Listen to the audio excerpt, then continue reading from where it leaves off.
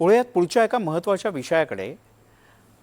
अजितदादा यांच्या निधनानंतर त्यांच्या अपघाताच्या संदर्भात प्रश्न सातत्याने उपस्थित करून गल्लीपासून दिल्लीपर्यंत लावून धरण्याचं काम हे रोहित पवार यांनी केलं। पत्रकार परिषदा घेतल्या, काही पुरावे सादर करण्याचा प्रयत्न केला।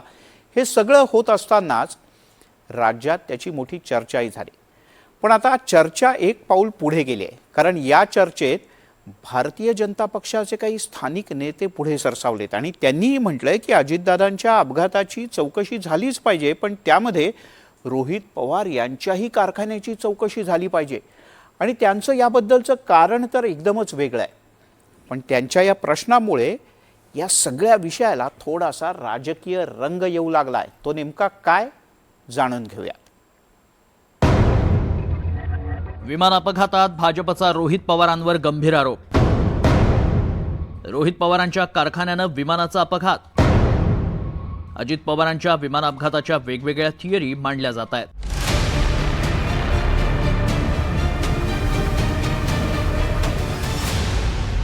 गेल्या महिनाभरात रोहित पवारांनी मुंबई ते दिल्ली प्रेझेंटेशन देऊन अनेक शक्यता समोर आणल्या। विमान कंपन्यांवर गंभीर आरोप केले, अनेक नेत्यांच्या भेटीगाठी घेतल्या, पोलीस ठाण्यात हंगामा केला, संसदेत प्रश्न मांडण्यासाठी दिल्ली गाठली। मात्र आता काकांना न्याय मिळावा म्हणून लढणाऱ्या पुतण्यावरच आरोप होत आहेत। भाजपचे युवा मोर्चाचे पुणे जिल्हाध्यक्षांनी खळबळजनक दावा केलाय। वैभव सोलनकर यांनी या अपघाताचा संबंध आमदार रोहित पवार यांच्याशी संबंधित कारखान्यातून निघणाऱ्या धुराशी जोडलाय। या प्रकरणाची तांत्रिक चौकशी करण्याची मागणी मुख्यमंत्र्यांकडे करण्यात आली आहे। महाराष्ट्र प्रदूषण नियंत्रण मंडळामार्फत तात्काळ संयुक्त तपासणी करून उत्सर्जन मर्यादांचं पालन होतं का याची खात्री करावी। कारखान्यातील बॉयलर, चिमणी, फिल्टर यंत्रणेची कार्यक्षमता आणि ऑनलाईन मॉनिटरिंग प्रणालीचे मागील 6 महिन्यांचे रेकॉर्ड तपासण्यात यावेत। अपघाताच्या दिवशीचं हवामान खातं, डीजीसीए आणि स्थानिक प्रशासनाचे दृश्यता अहवाल सार्वजनिक करण्यात यावेत। तज्ज्ञ पर्यावरण शास्त्रज्ञ, विमान सुरक्षा तज्ज्ञ, हवामान तज्ज्ञांचा समावेश असलेली स्वतंत्र उच्चस्तरीय चौकशी समिती नेमण्यात यावी। परिसरातील नागरिकांची आरोग्य तपासणी शिबिरं आयोजित करून अधिकृत वैद्यकीय अहवाल तयार करावा। जर कोणतेही नियमभंग, पर्यावरणीय उल्लंघन किंवा सुरक्षा धोक्याचं कारण आढळल्यास तात्काळ दंडात्मक आणि कायदेशीर कारवाई करावी। चौकशी अहवाल निश्चित कालमर्यादित जाहीर करून पारदर्शकता राखावी। नाही, मला असं वाटत नाही, कारण की 11 नंबर रनवे इकडे आहे आणि 29 रनवे तिथे आहे। MIDC इथून 1 किलोमीटर अंतरावर आहे। तिथला धूर अजून इथपर्यंत येत नाही, तर 15 किलोमीटर अंतरावरचा धूर कसा येईल? म्हणजे या प्रश्नावर 15 किलोमीटरचा नाही येऊ शकत इतक्या लांब धूर, मला तरी असं वाटतं। राजकारण केलं जातं म्हणजे करू शकत असतील। 100% या गोष्टीवर राजकारण होत आहे। देवकर आणि कारखान्याचं अंतर एक 10 किलोमीटर अंतर आहे। बरं, हो, तिथं मी आज 25 वर्ष झालं राहतोय दोन देवकर मध्ये। आजपर्यंत कधी तिथं कारखान्यात धूर आलेला बघितलं नाही। थोडाफार आला असेल की वाऱ्याची जुळक सुटल्यावर? ते थोडाफार म्हणजे ते आपलं ऊस 5 जाळ्याला ऊस धूर आला असेल, ऊसाचा धूर आला नाही।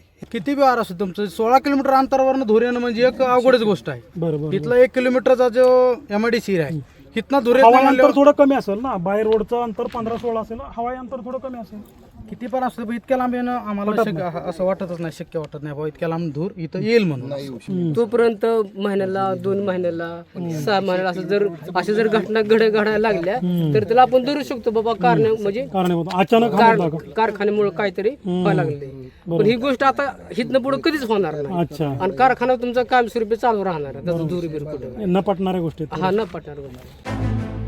भाजपने केलेल्या या आरोपांनंतर आता रोहित पवार चांगलेच संतापलेत। भाजपचे आरोप फेटाळत या प्रकरणात राजकारण आणलं जात आहे असा आरोप रोहित पवारांनी केलाय। शेटपळगड येथील साखर कारखाना आहे जो रोहित पवार यांच्या संबंधित आहे, या कारखान्याची सखोल चौकशी करावी अशी मागणी माननीय राज्यपाल महोदय आणि माननीय मुख्यमंत्री देवेंद्र फडणवीस साहेबांकडे केलेली आहे। या कारखान्याने होणारे प्रदूषण तेथील आसपास गावांना प्रचंड त्रासदायक होते।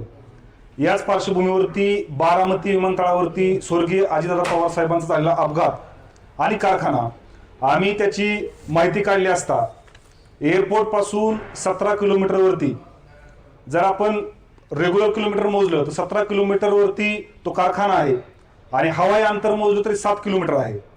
तर आम्ही याची माहिती काढल्यानंतर आम्हाला असं जाणवलं की ज्या ठिकाणी अपघात झाला त्या ठिकाणी धुकं होतं, असं सगळ्या रिपोर्टमध्ये आलेलं आहे।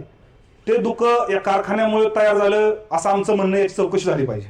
ज्या लोकांना मेंदू नसतो ज्या फक्त बातम्या होण्यासाठी त्या ठिकाणी बोलता धनी हा अहिल्यानगर जिल्ह्यातला आहे आणि सातारा जिल्ह्यामधला आहे.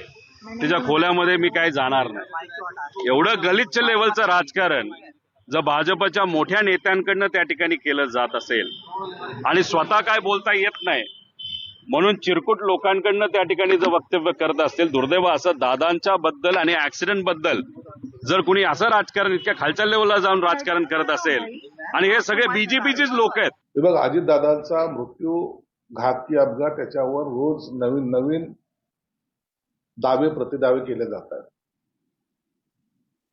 प्रत्येक जण आपापल्या अँगलने ते मुद्दे मांडण्याचा प्रयत्न करतो, सरकार त्याची दखलही घेते. परंतु आता मला वाटतं वातावरण म्हणजे या आरोप प्रत्यारोपाच्या फैलीचा रोष आता वैयक्तिक लेवलवर चाललेला आहे आणि मला वाटतं हे ठीक नाहीये. तुम्हाला अजितदादाचा मृत्यूचं कारण शोधायचं आहे ना, तुम्ही सर्वांनी त्या असलेल्या यंत्रणेला आपण सहकार्य केलं पाहिजे.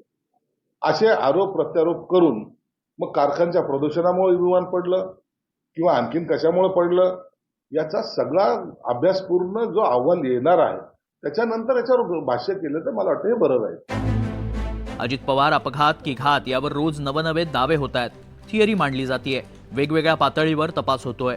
मात्र आता थेट अजित पवारांच्या अपघाताचं प्रकरण लावून धरणाऱ्या पुतण्यावरच आरोप होत आहेत. देवा राखुंडे, NDTV मराठी, बारामती.